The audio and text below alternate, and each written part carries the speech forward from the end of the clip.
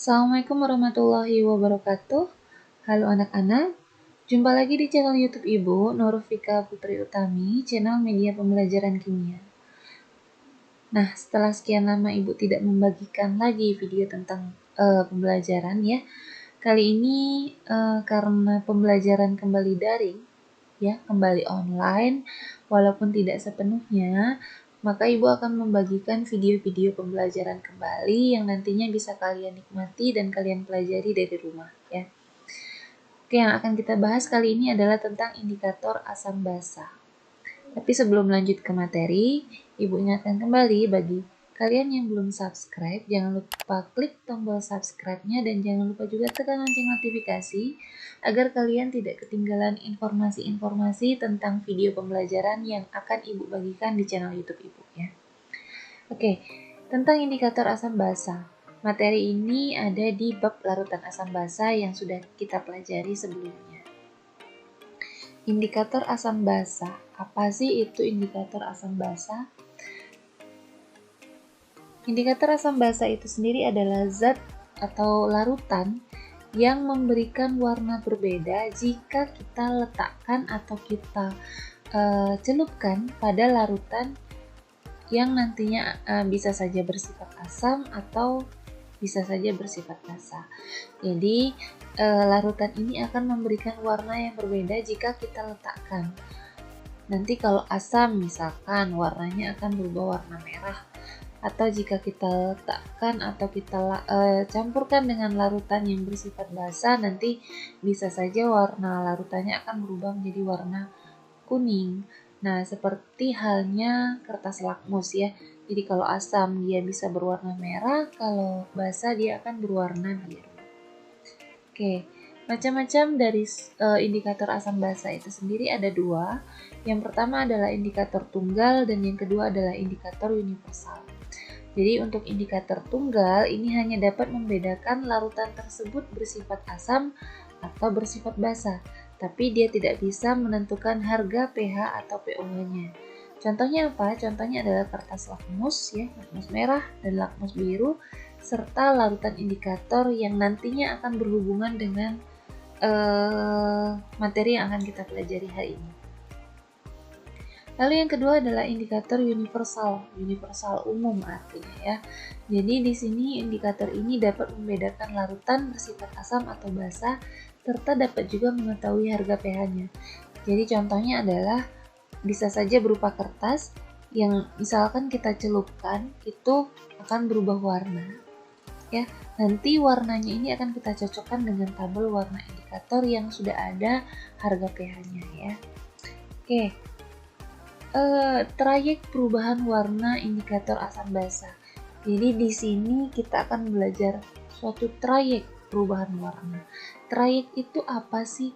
Jadi kalau kita sering mendengar itu trayek bis misalkan atau trayek travel.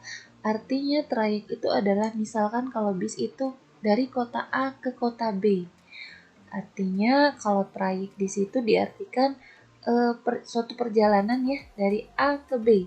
Nah, di sini untuk trayek perubahan warna yang ada pada indikator asam basa ini adalah warna ya. Jadi untuk timol biru misalkan. Ini timol biru, ini daerah pH-nya hanya dari 1,2 sampai 2,8. Warna yang terjadi adalah merah ke kuning. Trayeknya adalah dari merah menjadi kuning. Warna merah ya, warna merah ini timol biru ini akan berwarna merah jika pH-nya kurang dari 1,2. Jadi misalkan 1 itu warnanya akan merah, 1,1 dia akan berwarna merah. Lalu untuk warna kuning, dia pH-nya adalah di atas lebih dari 2,8. Jadi misalkan pH-nya adalah 3, maka warnanya akan berubah menjadi kuning.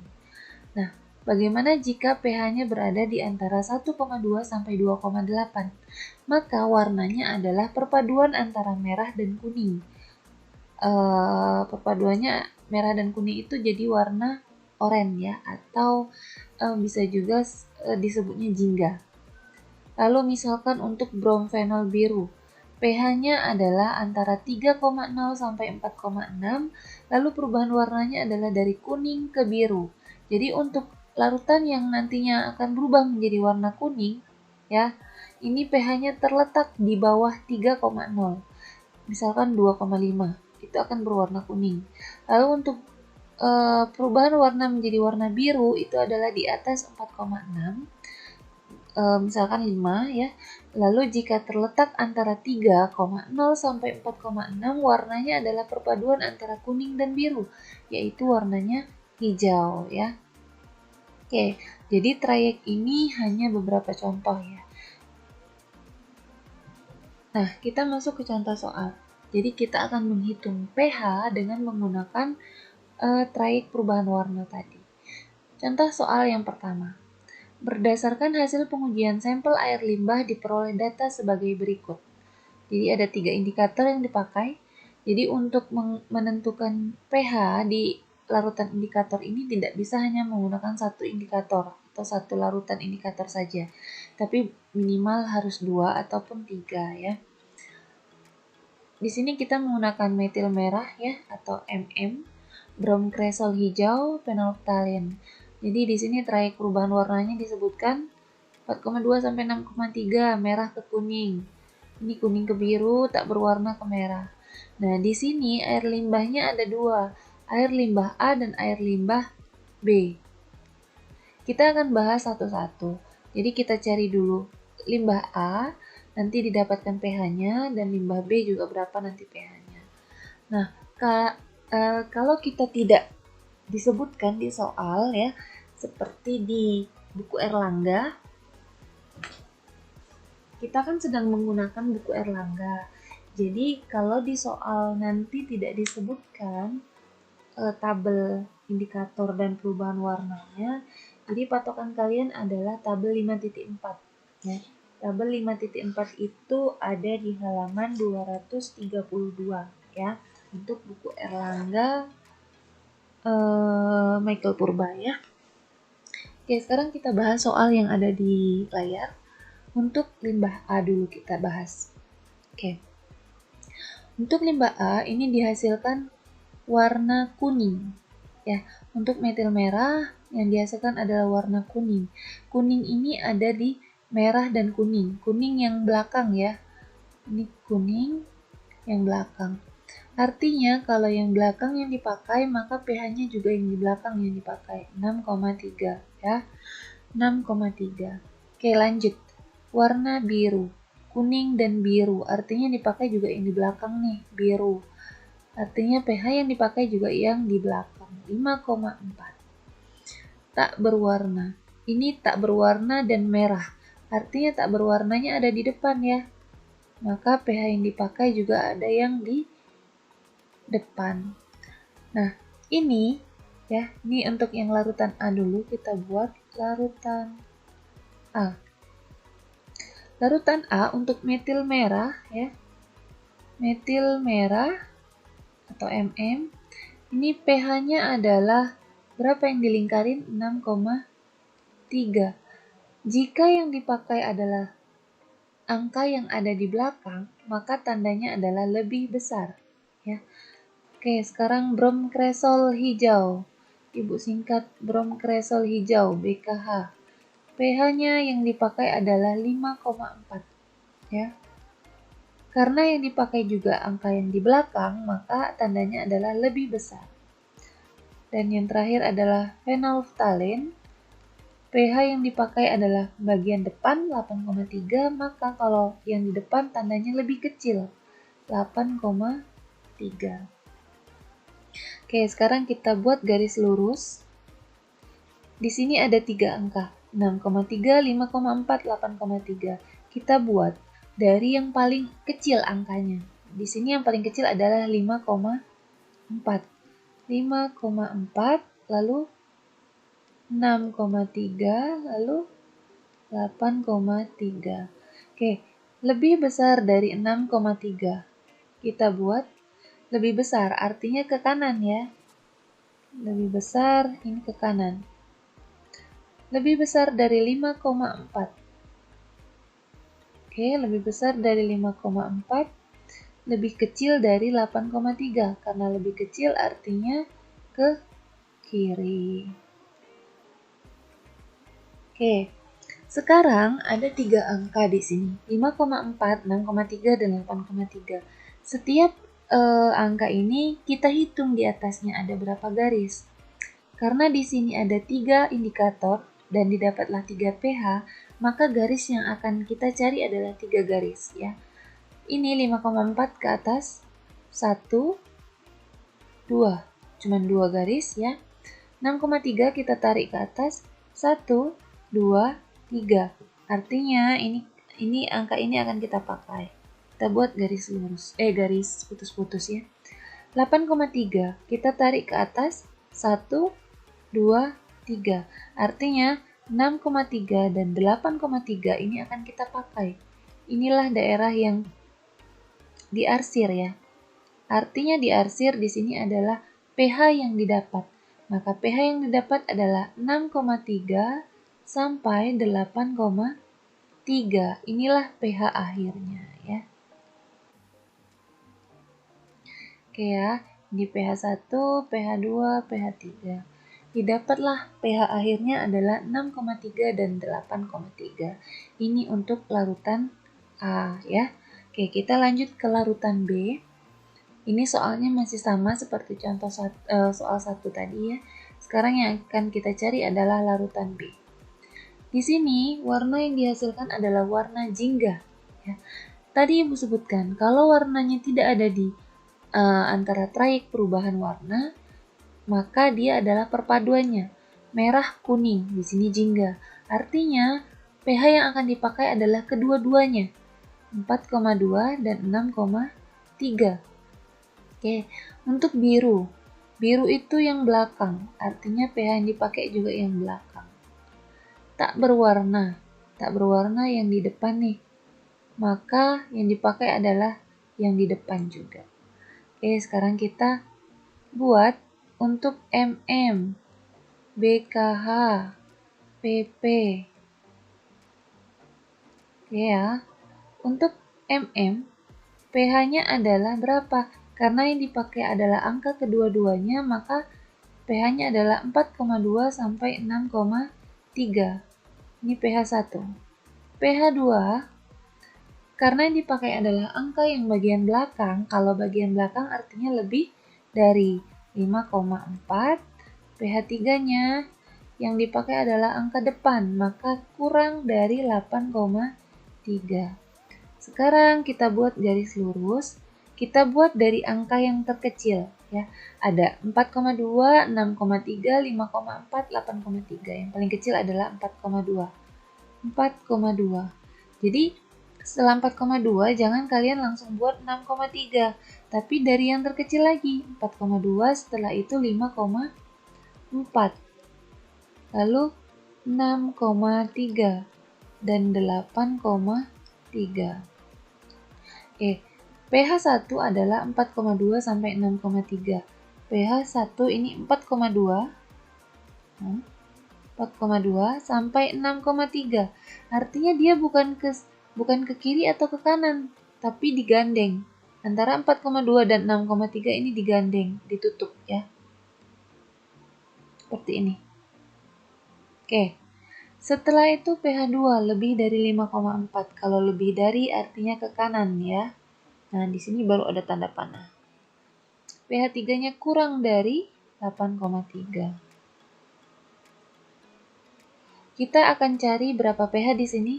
1, 2, 3. Berarti ada 3 garis. Kita tarik setiap dari angka ini. 4,2 kita tarik ke atas. 1, 2. Berarti bukan ya. Yang kita cari adalah 3 pH. 3 garis. 5,4. 1 ya. 1, 2, 3. Berarti sudah 3 garis. Kita lingkarin 5,4. 6,3. 1, 2, 3. Berarti juga dipakai ya. 6,3. Coba kita buktikan. 8,3 harusnya 2 garis ya. Karena sudah ada 2 angka. 1, 2. Berarti yang dipakai adalah 5,4 dan 6,3. Inilah daerah yang diarsir, maka pH-nya adalah 5,4 sampai 6,3. Lalu, bagaimana seandainya nih? Ibu buatkan dulu. 4,4 misalkan, 5,3, 8,3. Misalkan ini seperti ini tandanya. Ini yang dicari harus 3 garis, 3 garis ya. Kita tarik di sini cuma 1. Kita tarik ke sini cuma 2. Yang ini adalah 3. Jadi kan tandanya seperti ini ya. Artinya yang dipakai 3 garis hanya 8,3. Sementara yang kita tahu kan dari tadi dua angka nih, 5,4, 6,3 ya. Kalau cuma satu angka seperti ini, artinya pH-nya, lihat tanda panahnya ke sana, ke kanan, artinya lebih besar dari 8,3. Atau kalau misalkan nih, 4,4, 5,3, 8,3, garisnya ke sini,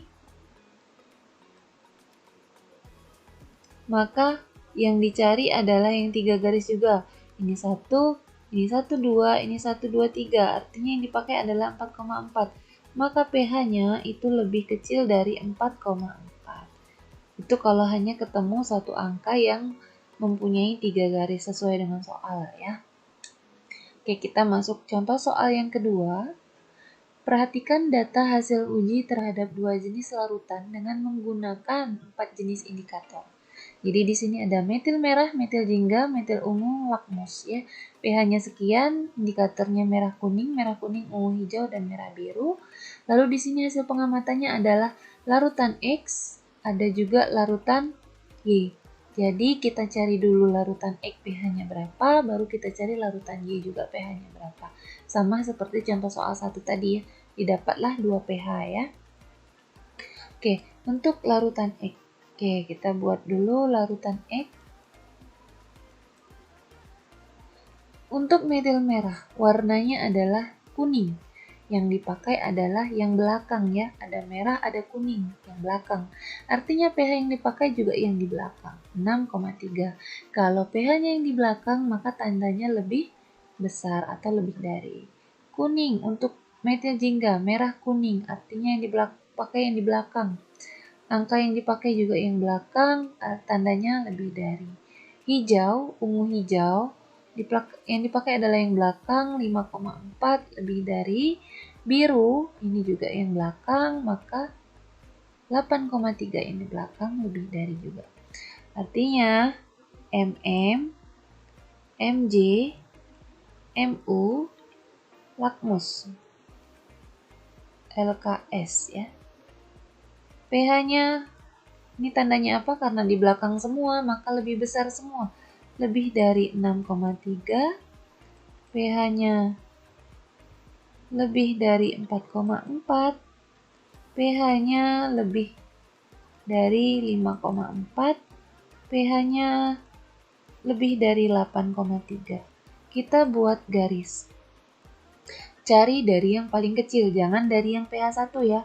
Tapi cari dari angka yang terkecil. Di sini 6,3, 44, 54, 83. Berarti 4,4, lalu lanjut lagi 5,4, lalu 6,3, dan terakhir 8,3. Tandanya lebih besar semua. 6,3 ke sini, 4,4 juga ke sini, 5,4 juga ke sini, terakhir 8,3 juga ke sini. Oke, ada 4 pH, 1, 2, 3, 4. Cari yang ada 4 garis. 4,4 cuma 1. 5,4, 1, 2. 6,3, 1, 2, 3.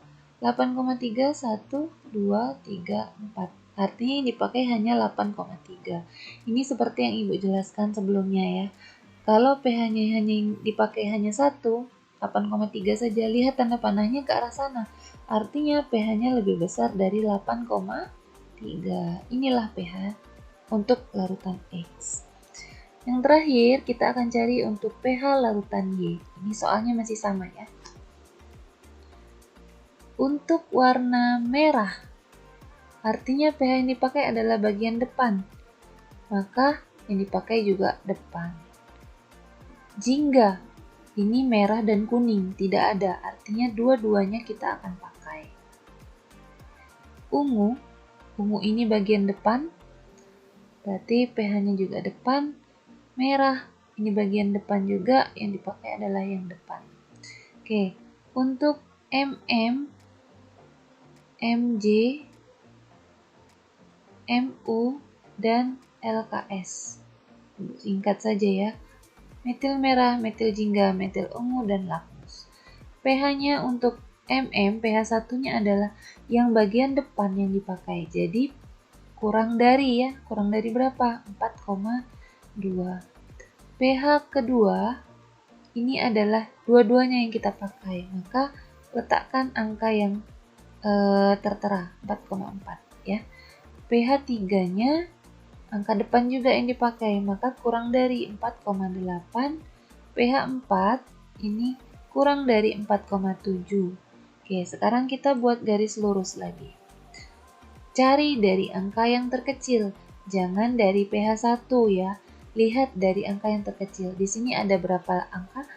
1, 2, 3, 4, 5. 5 angka ya, walaupun 4 pH. Yang paling kecil adalah 3,2. Jangan langsung 4,4. Lihat, cari yang paling kecil. 4,2. Lalu 4,4, 4,7, dan terakhir 4,8. pH 1 kurang dari 4,2. Kurang dari artinya ke kiri ya. Lalu pH 2 32 sampai 44. 32 sampai 44. Kita tutup. Ya, ini untuk jingga 32 dan 44. Tidak ada tanda panahnya. pH 3 4,8 kurang dari. Oke. pH 4-nya kurang dari 4,7. Di sini ada berapa pH atau berapa larutan yang dipakai? 4 ya. 1, 2, 3, 4. Berarti kita akan cari 4 garis. Tarik setiap angka ini ke atas. 3,2. 1, 2, 3, 4. Oke, ini akan kita ambil angkanya. 4,2. 1, 2, 3, 4. Berarti kita pakai juga angkanya. Kita buktikan untuk angka yang lain. Apakah dia bukan 4 garis? Ya. 1, 2, 3. Ini 1, 2. Ini cuma 1. Berarti yang dipakai benar ya. 3,2 dan 4,2. Artinya ini adalah garis putus-putusnya. Dan ini adalah daerah yang diarsir. Maka pH-nya adalah 3,2 sampai 4,2. Seperti itu ya. Dari keempat soal ini ya, 2 soal tapi kita bisa mencari 4 jawaban. Jika kalian ingin bertanya ya, jika kalian ada yang ingin ditanyakan, silakan kalian komen di video berikut ya. Oke, mungkin itu saja yang bisa Ibu jelaskan tentang indikator asam basa ya, kurang lebihnya. Jadi jika ada pertanyaan silakan cantumkan saja di kolom komentar ya. Ibu akhiri. Wassalamualaikum warahmatullahi wabarakatuh.